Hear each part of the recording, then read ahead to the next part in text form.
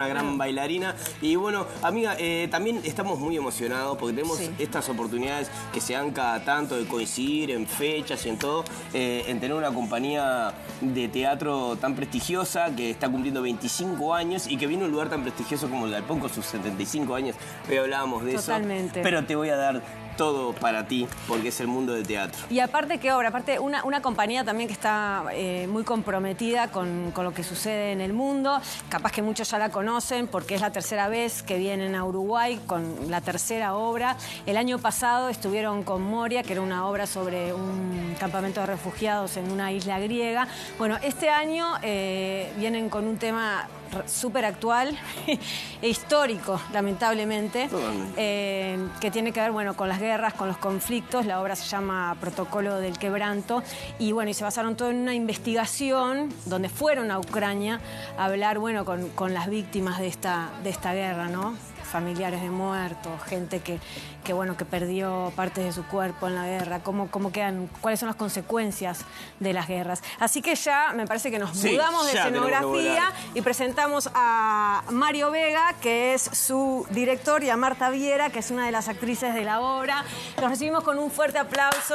Muchas gracias. Muchas gracias. Muchísimas gracias por estar hoy acá en Mirá Montevideo. Bueno, y no dijimos lo más importante, que es que se van a estar presentando jueves y viernes en el Galpón. Hablamos del Galpón, pero no dijimos los días que van a estar. Es verdad. Son 2 oportunidades que tienen para ver la obra, así que apenas termine la entrevista, ya pueden entrar a sacar las entradas. Hoy estábamos hablando un poco bueno, estuvimos como estudiando, viendo todo el material que nos mandaron y nos generó muchísima emoción poder tener la oportunidad de tenerlos aquí en Montevideo, pero queremos también ser justos con el público, de poner un poco de contexto de lo que estamos hablando y no entrar de lleno como si ya supiéramos del tema.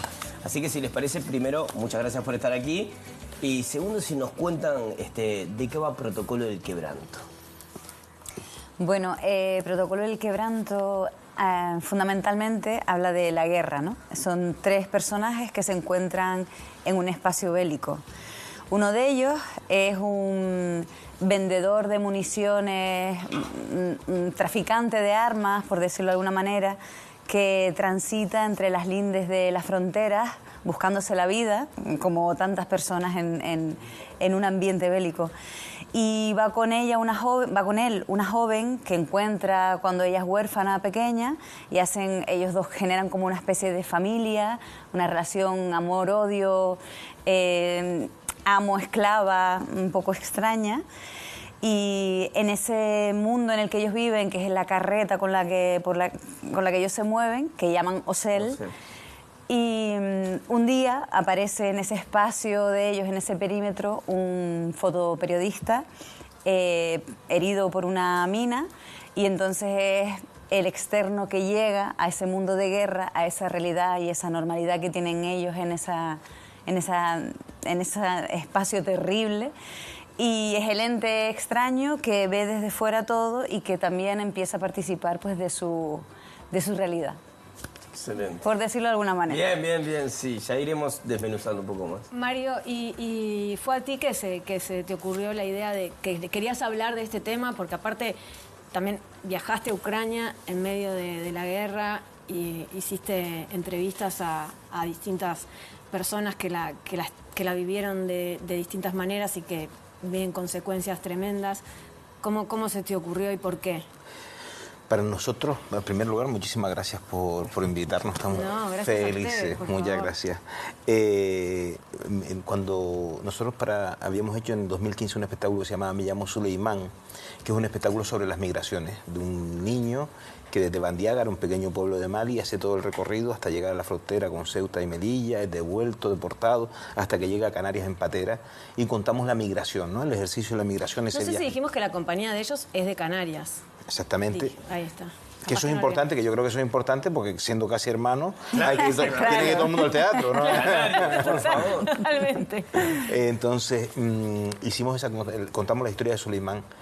Años más tarde contamos Moria, que tenía que ver con esos migrantes que una vez llegan a un destino, por el motivo que sea, en este caso era estas refugiadas, y era la visión de la mujer dentro de un campamento de refugiados, y nos faltaba hablar de los motivos por los que alguien migra y se puede convertir en un refugiado, que podía ser climático, económico, podía ser cualquier tipo, y en este caso elegimos la guerra. Llevábamos tiempo con ese ron-ron, y es justo cuando estalla la guerra, la invasión rusa al pueblo ucraniano, cuando decidimos que era el momento de hablar de la guerra.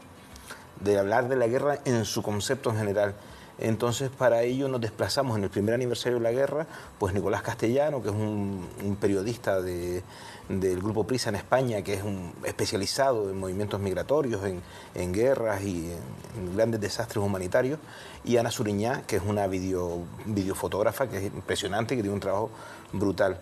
Pues los tres nos desplazamos y realizamos 19 entrevistas en profundidad. 19 entrevistas a víctimas directas de la guerra, gente que de alguna manera o de otra habían pasado por esa situación. Pues podía ser desde el cura de la iglesia de Bucha, enterró 17 cuerpos en su jardín. 117 cadáveres en el jardín de su casa, de su iglesia. Bucha estaba sitiada, no había luz, no había agua, no había morgue donde meter a los cadáveres, y entonces directamente él pide permiso a los rusos para poder enterrarlo, porque los cadáveres se pudrían en las calles.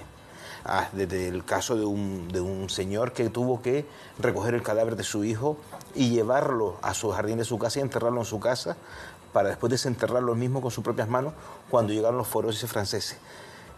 Pero todo esto lo que nos desencadena es en cómo contar esa guerra, porque claro, teníamos mucha información, mucho background, teníamos claro el elenco que iba a ser, que era Marta Viera, Mingo Ruano y Luis Fer Rodríguez, que era un elenco, para mí, el elenco soñado para poder hacer este trabajo. O sea, se dio todo, pero cómo encaminar toda esa magnitud de materiales que teníamos, de información, de entrevistas, para convertirlo después en una realidad teatral y en un hecho escénico, porque en el fondo no hacemos documentales, hacemos teatro y el público tiene que ir y vivir un espectáculo.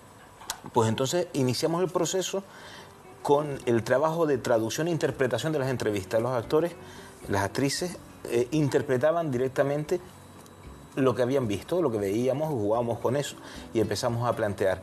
Si bien sabíamos que a diferencia de Moria no iba a ser teatro documento, sino que iba a ser ficción, lo único que está ficcionado, por decirlo de alguna manera, es la trama, lo que los une. Pero realmente son personajes del pasado, esos personajes son pasados reales elegidos de las entrevistas. Pues una niña que se crió en un búnker, que estuvo en un búnker durante meses viviendo mientras los rusos estaban en la planta de arriba. Recordemos que Kiev está bastante cerca de Chernóbil, con lo cual los edificios ya estaban preparados para búnkeres nucleares por lo que pudiese suceder. Entonces, esa niña, este padre que enterró el cadáver de su hijo, y después entrevistas que tuvimos con fotoperiodistas ya europeos, españoles, con los que trabajamos y averiguábamos también Porque hicieron mesas redondas también, ¿no? Con jueces, periodistas, médicos de guerra. ¿Cómo fue? ¿Ustedes también participaron como actores en esas mesas? Sí, se plantearon primero abiertas al público y como un debate o una mesa para la ciudadanía que ¿Todo esto quisiera antes acercarse. de escribirlo o cuando ya estaba la obra? En proceso. En el proceso, sí. Y después de esas mesas abiertas a público, tuvimos la suerte, la gran fortuna de poder tenerlos en sala de ensayo para nosotros y poder trabajar y hacerles preguntas y profundizar un poco más también pues en toda esa parte de la guerra que no vemos en todo lo que nos trajeron ellos documentado desde Ucrania, ¿no? De todas esas vidas, sino pues desde cómo se ve desde la abogacía, desde las redes humanas, ¿no? También de cómo pueden entrar, ayudar o qué se encuentran cuando llegan allí, qué es lo que pasa, hasta dónde puede llegar la ayuda humanitaria, hasta dónde no. Los reporteros de guerra también, ¿no? Su labor, su misión, su invasión también un poco a esas vidas de esas personas que están como están, pero ellos tienen que hacer un trabajo. Entonces fuimos conformando también con esas mesas en petit comité, por decirlo de alguna manera, el trabajo que después desarrollamos en la pieza teatral. Sí, fue fundamental, de hecho. Y el trabajo desde lo físico, porque algo también de lo que leía es, uno siempre cuando piensa en guerra, de repente piensa como en el fuego, en el disparo, como en las bombas, y de repente no piensa que es un lugar completamente frío, o sea, que no tiene que ver con un imaginario que uno puede tener. ¿Y eso cómo se representa a nivel actoral desde el cuerpo? Hombre, este montaje es cierto que lleva una carga física importante, ya no solo la emocional y la psicológica, ¿no? Sino la física, porque trabajamos con elementos en escena. El escenario siempre hay agua, siempre trabajamos con agua y mantenemos una humedad constante en nuestro cuerpo. Llueve permanentemente en la obra. No permanentemente, pero... No permanentemente, pero sí que hay mucho juego con agua, con mangueras, con charcos. Hay momentos sí que hay lluvia, pero siempre hay humedad y frío y desangelamiento, por decirlo de alguna manera. Por ejemplo, en ese sentido, bueno, dos cosas. Por un lado, agradecer el esfuerzo que hace el Galpón por hacer una apuesta de esta envergadura. Me refiero, la apuesta que está haciendo el Galpón con nosotros de poder mostrar al pueblo de Montevideo. Esto es un esfuerzo titánico que se está haciendo desde esa casa, al cual estamos muy agradecidos. Pero para nosotros eso que comentabas, el descubrimiento que fue descubrir que la guerra no es solo rojo, no es solo frío. Son los colores. O sea, de buenas primeras es frío, es desagradable, es humedad y es el desgaste que genera el agua. Esa pasada que va puliendo la piedra y va transformando hasta convertirnos en algo que no somos. Y partimos de esa premisa en el espectáculo. El espectáculo para nosotros, o sea, el descubrimiento que hicimos en Ucrania o la confirmación que tuvimos en Ucrania es que la guerra es como un cáncer. La guerra es un cáncer y todo el que se acerca a la guerra termina contagiado de esa metástasis. Todo el que se acerca a la guerra de una manera o de otra se diluyen las fronteras entre víctimas y victimarios. En una guerra no existe buenos y malos. Claro, eso... Son víctimas todos, son victimarios todos, todo el tiempo. Yo puedo hacer un planteamiento de decir, pues Netanyahu o Putin, o no sé, puedo hacer un... Pero en el frente, el que está vendiendo pequeña munición, pólvora, el que está disparando a su vecino, son todos víctimas, son todos terriblemente descendientes del horror. Entonces de ahí se plantea que el espectáculo es un espectáculo, intentamos que sea lo más experiencial posible. Es un espectáculo crudo, duro, pero al mismo tiempo el que lo vive también la experiencia de acercarse de otra manera a un contacto con la crueldad del ser humano en la que estamos conviviendo, ¿no? Que a veces tratamos de rechazar. Y tiene la magia, para mí, que tiene el teatro, que es una cosa que no tienen los medios de comunicación, que no tiene nada, que es que de buenas a primeras podemos vivir una historia. Yo puedo ver todos los días las noticias y son tantos niños muertos, son tantos tal. Hay algo que terminamos normalizar. Y estás desayunando con unas tostadas y no paras de comértela. En esa región del mundo siempre claro, pasa sí. Pero de buenas a primeras hay algo que tiene el teatro y por eso creo que es tan importante asistir al teatro, que la realidad esa nos la pone, nos acompaña, la vivimos, la olemos. Cuando el teatro está bien hecho, Dios quiera que el nuestro esté, cuando el teatro está bien hecho, hay algo que te contamina y que no te deja indiferente. Y yo creo que es uno de los motivos por los que hacemos teatro, es poder, en la medida de lo posible, ser algo diferente o vivir vivido algo diferente, que nos muevan la silla de antes de entrar al teatro a salir.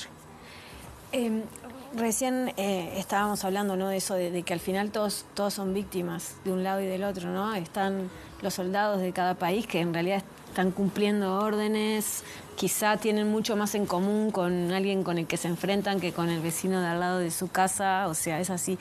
Pero hay algo que ustedes, me parece que hicieron hincapié en la investigación, o por lo menos lo que ponen en los videos, que es el tema del perdón, que es un tema tan como fuerte o medio occidental judeocristiano, ¿no?, de perdonar, y que es muy difícil el perdón en esa situación. En eso también está la deshumanización de las guerras. También para nosotros fue trampa, me refiero a la pregunta, vista con perspectiva, fue trampa. Nosotros teníamos una batería de preguntas que se le hacía a cada entrevistado y a la cual, después, según la conversación, pues se terminaban sumando otras cosas, dudas y tal, ¿no? Pero había una batería, estaba el perdón, estaba qué pasaba cuando acaba la guerra, como tal, ¿no?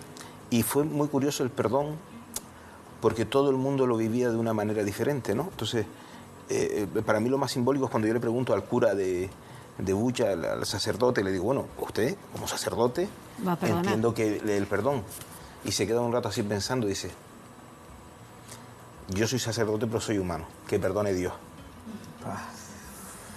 Y claro, y decían las pobres, bueno, Anabel Sotelo, que lleva una sala de teatro allí, el Pro English Theatre, nos decía siempre, dice, tú imagínate que tienes un hermano.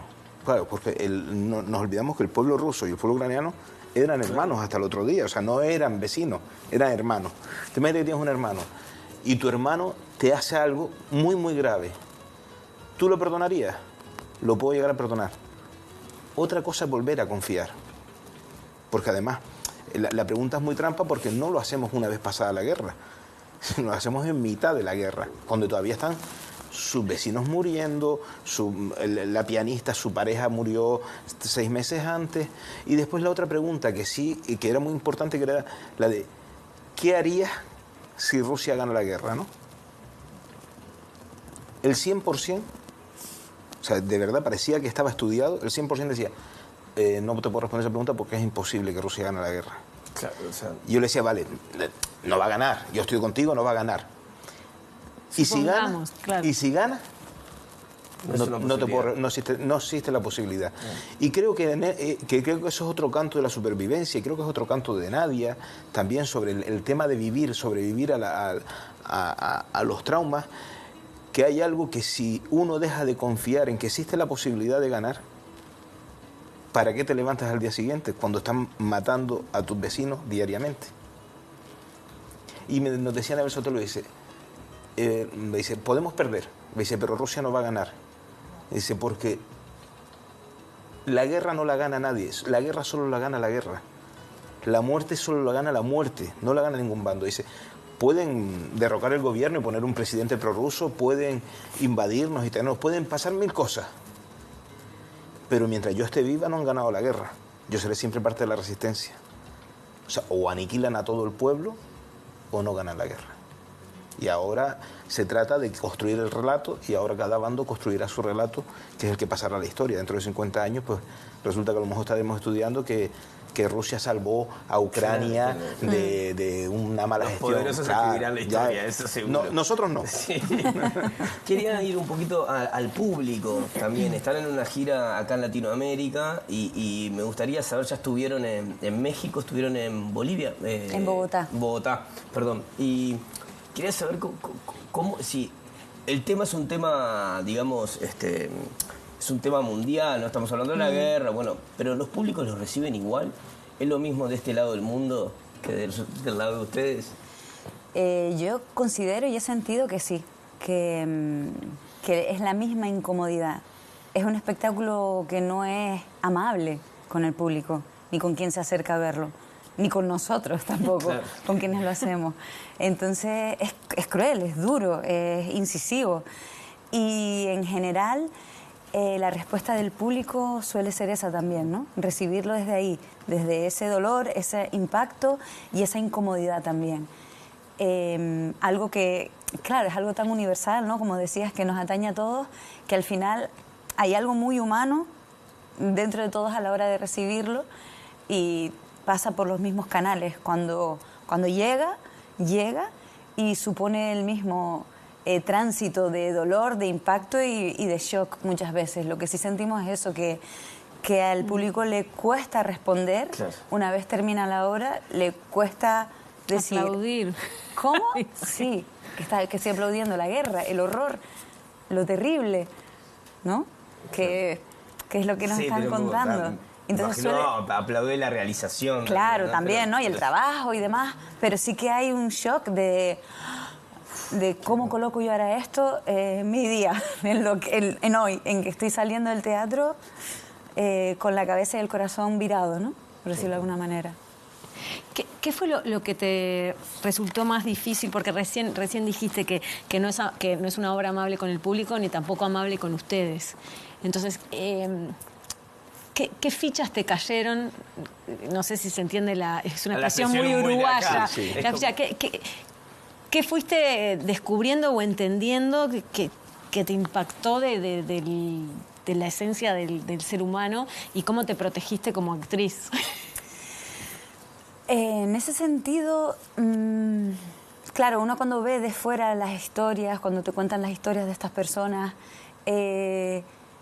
cuando los personajes están basados en estas historias, claro, yo soy además una persona bastante sensible, entonces hay algo en mí que se rompe, ¿no? que necesita romperse para poder después distanciarse o poner un lugar diferente al que yo lo veo desde fuera.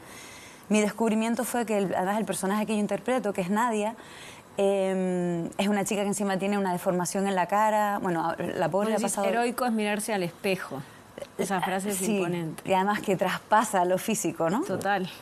Entonces, el trabajo de construcción del personaje de Nadia, para mí también deconstruyó mi manera de entender por lo que ella pasaba. O sea, me di cuenta que no sabía nada de esta chica. Cuando empezamos a trabajar, empezamos a proponer cosas y de repente me di cuenta que digo, no, esa soy yo, no es ella.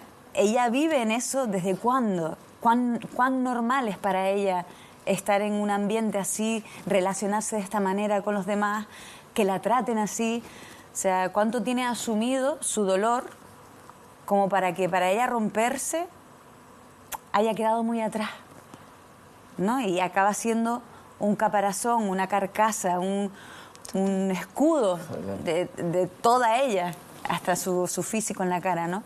Entonces fue curioso por eso, por ir descubriendo estas cosas que de primeras cuando tú dices, pues eres la víctima, entonces, ay, la víctima, ¿no? Que lo sufre todo, que está... Y de repente es una tipa que, aun siendo la más vulnerable de todos, igual es la más roca y la más fuerte y la que más contiene a los demás incluso. Entonces fue un trabajo muy interesante en ese sentido, ¿no? El de construir también mi propia mirada hacia los personajes y hacia las vivencias de todas estas personas sobre las que hablamos. Total. Mario, hoy hablábamos, yo no sé, estamos bien de tiempo, ¿no? Sí, Te creo que pregunto sí. esa por la duda. No Porque dijeron nada. hoy, bien, con Noelia era Protocolo del Quebranto, el título. Qué buen nombre. Y estábamos los dos, viste, con qué buen nombre. Pero a su vez también queríamos desmenuzarlo y los dos teníamos como diferentes miradas sobre ese nombre. No sé si... Me molesta tener que responder yo, porque ahora me interesa la mirada de ustedes. Tengo más curiosidad. pero nosotros somos los periodistas. No te decimos, pero para la gente... Digo, porque, nada, hay un peso en ese nombre y me gustaría... O quizá... No sé. Sí, yo creo que hay... y aquí voy a tirar para lo mío, digo, es importante ir a ver la función para entenderlo. Bien. Para todos. Pero dicho esto, sí yo creo que hay un protocolo, o sea, hay un proceso por el cual alguien es capaz de quebrantar. Me refiero, nos lo decía uno de las mesas redondas, Alfonso Armada, nos contaba, dice, si yo te digo, mañana tú te levantas por la mañana, tú matarías a alguien, yo te doy una pistola, tú matarías a alguien, yo bajo ningún concepto, no puedo, y por un montón de motivos no puedo hacerlo. Y decía, pero si te ves en una situación en la que alguien está a punto de matar a tu hijo y la única manera que tienes de solucionarlo es dispararle, lo harías. Claro, te cambia todo. Entonces realmente no es que no seamos capaces de matar.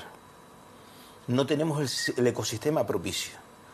Con un ecosistema adecuado todos haríamos cosas de las que nos parecerían absolutamente deleznables. Inherente al humano eso, claro. El abuso de poder... Claro, es absolutamente inherente. Entonces, ¿qué es la cultura, el arte? Son cosas que nos separan de ese animal básico.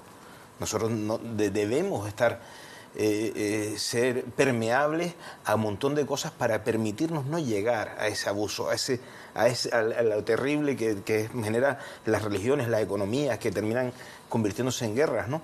Entonces, creo que cada uno, en un ecosistema propicio, haríamos cosas de las que bajo ningún concepto haríamos en la frialdad del desayuno de casa. Decir, oye, ¿tú harías esto? Pues no. Claro.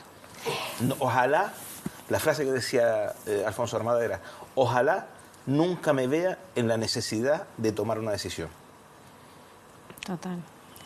Mario, te quería preguntar porque hoy al principio, bueno, empezaste a contar de como el pasado de la compañía, ¿no? Las otras obras. Vos dijiste, bueno, fuimos a los campos de refugiados porque se van no sé qué, pero nunca habían ido a las causas de por qué se termina refugiando la gente y yéndose a vivir a otros países, etcétera, y una de las causas era la guerra. Haber hecho toda esta investigación y haber montado esta obra, ¿te hace ver de otra manera tus obras anteriores? No. Lo que me hace ver es que es una conclusión que llegaba hace relativamente poco tiempo, que esta obra no la dirigí yo del todo. Creo que el nivel de contaminación que tenía yo por la información de la guerra, lo vivido, lo contado, hay cosas que están dirigidas por la propia guerra, por decirlo de alguna manera. O sea, hay cosas que están puestas por el respeto a las víctimas, cosas que están puestas por un montón de cosas que no fui consciente cuando dirigí el espectáculo y ahora lo ves con cierta perspectiva. Es verdad que nosotros nos vamos en febrero y estrenamos en octubre.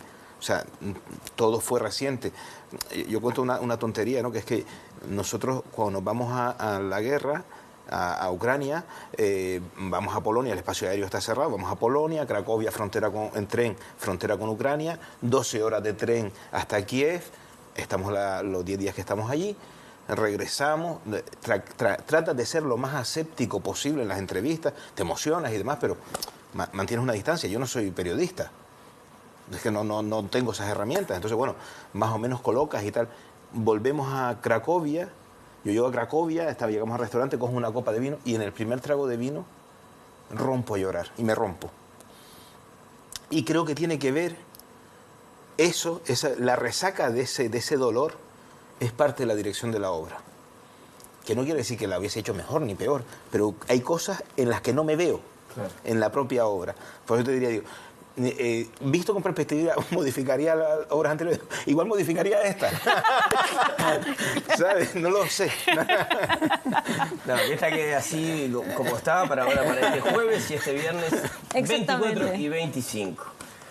Yo lo voy a reafirmar cada tanto, seguimos charlando y voy tirando 24, 25 para que... Somos canarios. Y hablando, bueno, hablando de Canarias, no sé, porque nosotros vivimos en un país, Uruguay, que es muy centralista, ¿no? Es muy tipo Montevideo, la capital, no sé qué. Y bueno, y allá tienen la península, ¿no? Canarias y la península. ¿Cómo es llevar una compañía como la Pérez Galdós en Canarias, ¿no? Que no son ni Madrid, ni Barcelona, ¿no? Y haciéndolo también y yéndoles también, siendo una compañía tan prestigiosa. Me imagino que tiene sus dificultades. Claro, y yéndonos también, recordemos que llevamos 25 años. Me refiero que a lo mejor llevamos 10 años donde digamos que este flujo de trabajo con Latinoamérica, con la península, nosotros siempre decimos que somos geográficamente africanos, estamos en la costa africana, administrativamente europeos, pero emocionalmente somos latinoamericanos. Claro. Y hay algo ahí en esa relación que nos ha hecho que para nosotros en un principio fuese hasta más fácil empezar a trabajar en Latinoamérica que en Madrid. Mira. Y tenemos una relación fluida de habitualmente estar en Colombia, de estar en México, bueno, es la tercera vez que estamos en Montevideo, que a veces la península se nos hace cuesta arriba por esa mirada condescendiente que tiene la capital hacia la periferia y en el fondo somos ultra periferia. No sé si tú como actriz lo sientes así. Sí, no, yo lo siento así totalmente y de hecho sé que no somos los únicos que aquí nos pasa, ¿no? También están las Islas Baleares y dentro de la propia península todo lo que no es centro es difícil, pero nosotros encima que estamos allá lejos con un mar por medio, un océano por medio, claro, que ya para mover escenografías, para trasladarnos, no es meter las cosas en un furgón y tirar carretera. Supone mucho más costos, muchísimas más complicaciones o más necesidades que no tenemos. No tenemos normalmente. Quiero, para cerrar, nombraron 25 años en las trincheras, hacia adelante. ¿Por qué seguir haciendo esto que hacen? ¿Por qué seguir haciendo teatro? ¿Por qué seguir en este mundo que a veces es difícil, que a veces, bueno, Yo creo que son muchos motivos. El primero también es porque, y en mi caso es que no sé hacer otra cosa. O sea, que tampoco es que empiece ahora. Y sobre todo porque yo creo que el teatro sigue teniendo un fundamento. El teatro que nosotros hacemos desde la compañía, sabemos por qué lo queremos hacer. Y sabemos lo que queremos contar y lo que queremos mover.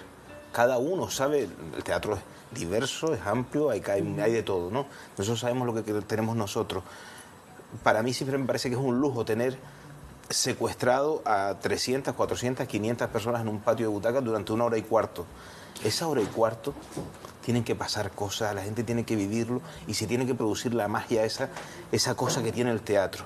Entonces, cada vez que se levanta el telón o cada vez que cae el telón, con lo bien, con lo mal, con todo, hay algo que sabes que ha pasado en esa comunión y solo eso merece la pena seguir pasando esas penurias, seguir trabajando y seguir disfrutando viniendo a Montevideo jueves y viernes en el Galpón.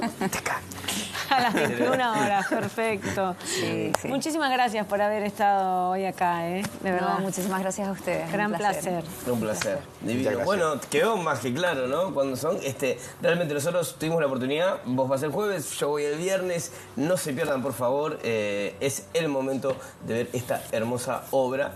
Hermosa en su pero conjunto. en su conjunto. Muchísimas gracias, chiquilines, un placer. Y nosotros nos tenemos que ir.